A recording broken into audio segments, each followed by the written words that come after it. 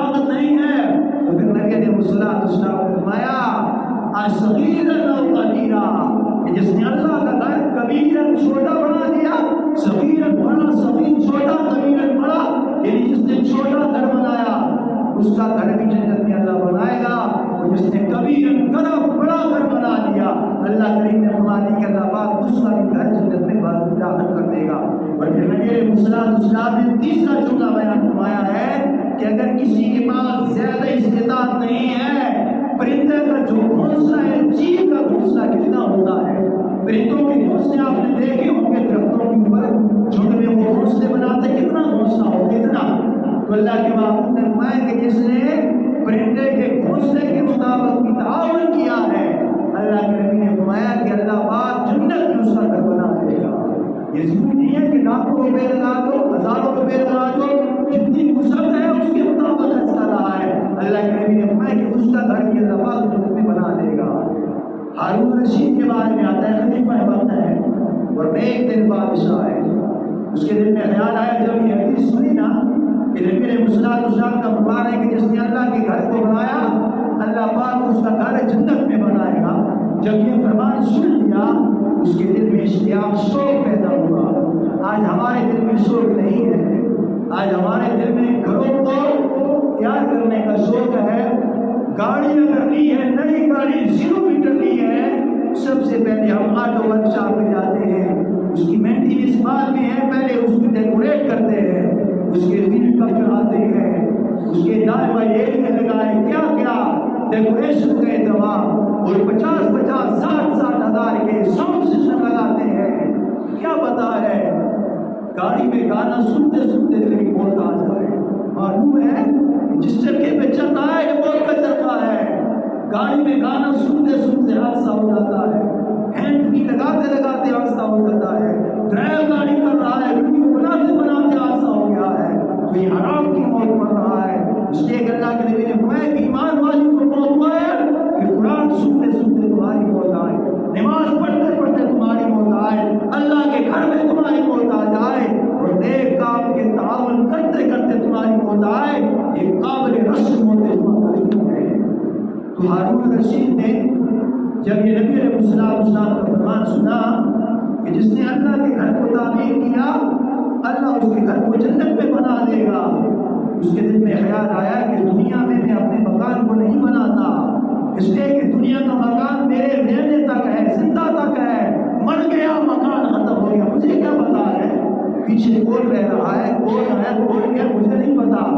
بہتر یہ ہے کہ میں اللہ کا گھر بنا لوں، اس سے میرا اللہ راضی ہوگا،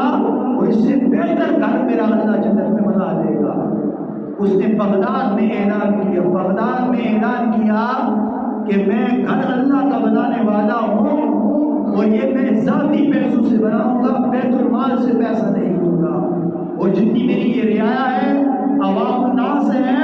جتنے میرے قبیلے والے ہیں، ان سے 1 روپیہ نہیں دوں گا، یہ ذاتی میں اپنے پیسوں سے، حلال کے پیسوں سے مسجد اللہ کا گھر تعمیر کروں گا، بیت المال سے پیسہ بھی نہیں دوں گا۔ جب اس نے یہ ٹھان لی ہے،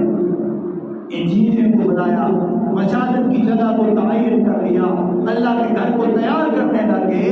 ایک اللہ والا راستے سے گزر رہا تھا، اس نے جب یہ دیکھا یہ کیا بن رہا ہے، اس نے کہا یہ مسجد ہے، کس کی مسجد ہے؟ اس نے کہا یہ ہارون رشید بادشاہ وقت ہے، خلیفہ ہارون رشید ہے، یہ اس نے مسجد بنائی ہے۔ اس نے کہا اچھا یہ میں بھی کچھ تعاون کر لیں، اس نے کہا نا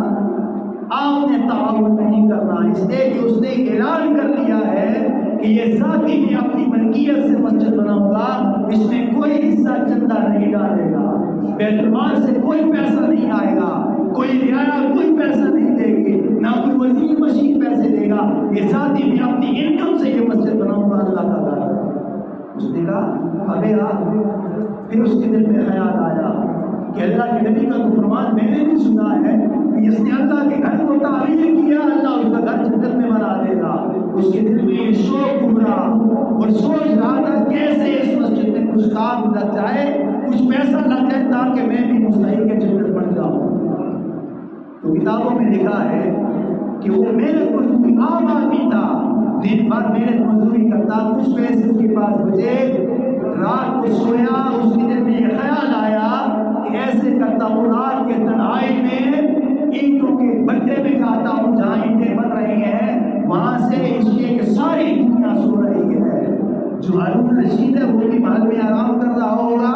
کوئی نہیں، سارے سو رہے ہیں، ایک اللہ دیکھ رہا ہے۔ وہ گھر سے اٹھا، پھر سے لیے بٹے میں گیا اور وہاں سے اس نے چند اینٹیں خرید کر اپنی پگڑی میں ڈال کے چھپا کے لایا، دیکھ تو نہیں کہا۔ جب آیا تو جس جگہ وہ مسجد تعمیر ہو رہی ہے، اس لیے کہ مٹیریل پڑا ہوا ہے، ریت پڑی ہے، بجری پڑی ہے، اینٹیں پڑی ہے، تال لگا ہوا ہے اینٹوں کا،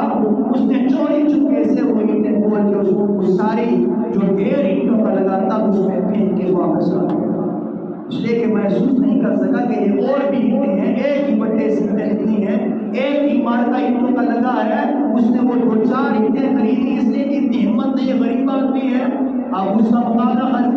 ہارون رشید جیسا تو ہو نہیں سکتا تھا۔ اس نے چار اینٹیں اپنی استطاعت کے مطابق حلال پیسوں سے ایمان کی حالت میں خرید کے وہ چار اینٹیں ڈال کے اس نے اینٹوں کے ڈھیر میں پھینک کے واپس آ گیا۔ ہارون رشید آرام کر رہے، خواب میں دیکھا کہ جنت میں میرا محل بن چکا ہے اور میرے محل کے ساتھ ایک دوسرا محل بھی بنا ہے، شہر کر رہے ہیں۔ تو ہارون رشید کہتے ہیں کہ میں محل میں داخل ہونے لگا تو میرے محل کے اوپر میرا نام لکھا ہوا تھا۔ جیسے ہم اپنا مکان بناتے ہیں نا، اس کے اوپر دیکھتے ہیں کہ یہ میرا مکان ہے، اس لیے کہ میں اس کو مالک ہوں۔ تو کتاب پڑھاتے ہیں، کتابوں میں آتا ہے کہ اس کے اوپر اس کا نام لکھا تھا کہ یہ محل جنت میں ہارون رشید کا ہے۔ وہ اندر گیا، اس نے دیکھا بڑا شاندار محل ہے، خوش ہوا کہ یا اللہ تیرا لاکھ لاکھ شکر ہے کہ یہ میں نے تیرا گھر دنیا میں بنایا ہے اور تو نے مجھے دنیا کی آنکھوں سے اپنا محل بھی جنت میں دکھا دیا۔ جب وہ باہر دیکھنے لگا تو دیکھا اس کے محل کے ساتھ دوسرا محل بھی ہے، وہ بھی بڑا خوبصورت ہے۔ اس نے کہا یہ کس کا محل ہے،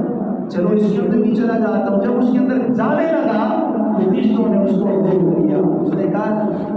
تیرا محل وہ ہے، یہ تیرا محل نہیں ہے۔ اس نے کہا یہ کس کا محل ہے، اس نے کہا یہ فلانا آدمی اس کا محل۔ کوئی بات نہیں ہے، وہ تو میرا ملازم ہے، وہ تو میرا وزیرہ ہے، وہ تو میری رعایا کا بندہ ہے۔ تو فرشتے نے کہہ دیا تیرا جو وزیرہ ہے، تیرا جو نوکر ہے، تیری جو رعایا ہے وہ بغداد میں چلے گی، ہمارے یہاں تیری رعایا نہیں چلے گی، یہ تو جنت ہے، ہمارے یہاں تیری رعایا نہیں چلے گی، تو بغداد کا ہارون رشید ہے، یہ جنت ہے، یہ محل مکان جو ہے اس میں وہی آئے گا جس کا نام لکھا ہے، تیرا نام کا محل وہ ہے، اس میں جا، اس محل میں تو نہیں آ سکتا، یہ تو محل اس کا ہے۔ وہ حیران ہو گیا، بیدار ہوا، صبح کے وقت اس نے گیا کو طلب کیا، کون ہے اس کا یہ نام ہے، کون ہے، بلایا، غریب آدمی ہے، ناتواں کمزور ہے۔ اس نے کہا تیرا میں نے محل جنت میں دیکھا ہے، تو نے کیا کام کیا ہے، تو نے کون سا کام، تو نے کون سی مسجد بنائی ہے، تو نے کون سا اللہ کا گھر بنایا ہے۔ وہ لوگ کہنے لگا جان بنا ہارون رشید، میں نے اور کوئی گھر نہیں بنایا، میری آنکھوں میں جو آنسو آپ دیکھ رہے ہو، میں نے وہ گھر اللہ کے لیے جو بنایا ہے، میری ہمت صرف 4 اینٹوں کی تھی، میری ہمت صرف 4 اینٹوں کی تھی، میرے پاس اور پیسے نہیں تھے، وہ 4 اینٹیں رات کی تنہائی میں کوئی نہیں دیکھ رہا تھا، ایک اللہ دیکھ رہا تھا، لا تأخذہ سنۃ ولا نوم،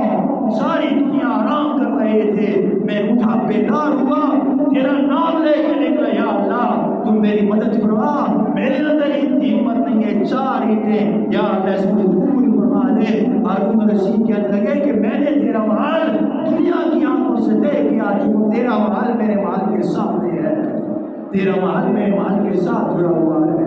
تو یہ معلومات عرض کرنے کا مطلب یہ ہے، من بنا للہ مسجدا بنى اللہ لہ یوم القیامہ، اللہ کے نبی نے فرمایا کہ جس نے دنیا میں اللہ کے گھر کو تعمیر کیا ہے، اور میں نے عرض کیا کچھ بھی نہیں ہے، اگر آپ نے پرندے کے گھونسلے کے مطابق تعاون کیا ہے، پرندے کا گھونسلہ کتنا ہوتا ہے، ایک ہاتھ کے برابر، اس سے بھی کم ہوتا ہے، اگر آپ نے اس میں بھی حصہ لیا ہے تو نبی نے فرمایا کہ آپ کا گھر اللہ پاک جنت میں بنا دے گا۔ یہ ہماری مساجد آپ کے سامنے ہے، جامع مسجد ہے، اس کے جو کام ہے آپ دیکھ رہے ہیں، دروازے ہیں، کھڑکیاں ہیں، وہ آپ کو پتہ ہے کہ جتنے بھی مساجد کے کام ہیں یہ آپ اللہ کے تعاون سے ہوتے ہیں، اس میں جتنا آپ لگائیں گے یہ آپ کا دیا ہوا رائے گاہ نہیں جائے گا۔ آج انسان کو معلوم نہیں ہے کہ یہ 100 لگ رہا ہے 5 لگ رہا ہے، لیکن جب انسان کی آنکھ بند ہو جائے گی اس وقت پتہ چل جائے گا کہ جو میں نے دنیا کے مکان بنائے ہیں اس میں دیکھنا جب کوئی تہوارات ایونٹس شادی کے پروگرام آتے ہیں ہم اپنے گھروں کو ڈیکوریٹ کرتے ہیں کہ یہ شادی کا پروگرام آ رہا ہے، یہ فلانا پروگرام آ رہا ہے، ہم نے اپنے گھر کو مزین کرنا ہے، آرائش کرنی ہے، لیکن وہ سارے عارضی گھر ہیں، وہ سارے خواب میں مل جانے والے ہیں، اس لیے کہ مکین چلے جاتے ہیں مکان رہ جاتا ہے، لیکن اللہ کے نبی نے فرمایا اس کے مکین بھی آباد ہوں گے، اس کا مقام بھی آباد ہوگا۔ تو یہ کون ہوں گے جو اس سے تعاون کرنے والے ہیں، اس کے ساتھ چندہ دینے والے ہیں، جو مخیر حضرات ہیں جس کو میرے اللہ نے توفیق دی ہے، اس لیے کہ وقت بڑا مختصر ہے تو آپ سب احباب سے میری یہ درخواست ہے کہ جتنی بھی میں نے معلومات عرض کی ہے انما یعمر مساجد اللہ، مساجد کی عظمت، مساجد کی اہمیت، مساجد کی شان اور مساجد کی جو برکات ہے، اور اللہ کے نبی نے فرمایا کہ جو اس گھر کو آباد کرے گا اللہ اس کے گھر کو آباد کرے گا۔ اس کی آبادی کیا ہے؟ اللہ ہمیشہ اس کی زندگی میں سکون رکھے گا، اس کی زندگی میں سکون رکھے گا، اعمال حسنہ کرنے کی توفیق دے گا، اس کی نسلوں میں اللہ ایمان والا پیدا کرے گا، اس کی نسلوں میں اللہ پاک قرآن والا پیدا کرے گا، اور اس کی نسلوں کو ہمیشہ اللہ پاک آباد کرے گا۔ تو آپ سب احباب سے تعاون کی اپیل ہے، اب ایک بچت ہو جائے تو آپ میری دل کھول کے چندہ کریں، جس کے پاس اگر 100 بھی گنجائش ہے تو میرا یہ دل چاہتا ہے کہ آپ 500 دے دیں، اس لیے کہ اجتماعی چندہ ہے، اور آپ کو پتہ ہے کہ مہنگائی کا دور ہے، جو پہلے چیز 2000 کی مل رہی تھی وہ 5000 کی ہے، تاکہ ہمارا کام جو پایا تک پہنچ جائے، اس لیے کہ کام میری مساجد کی ہر جگہ لگے رہتے ہیں، کوئی آپ کی مسجد ہے، کوئی ہے بھی جامع مسجد ہے، آپ دل کھول کے چندہ کریں اور دل کھول کے ساتھ اس کے ساتھ تعاون کریں، اور جہاں تک میری آواز مسکراہٹ تک پہنچ رہی ہے، اس لیے کہ خواتین کا دل بھی جذبے والا ہوتا ہے، ایمان والا ہوتا ہے، ان سے بھی تعاون کی، کہ قسمت میں اپنا تعاون کرنا چاہیں، وہ بھی مساجد میں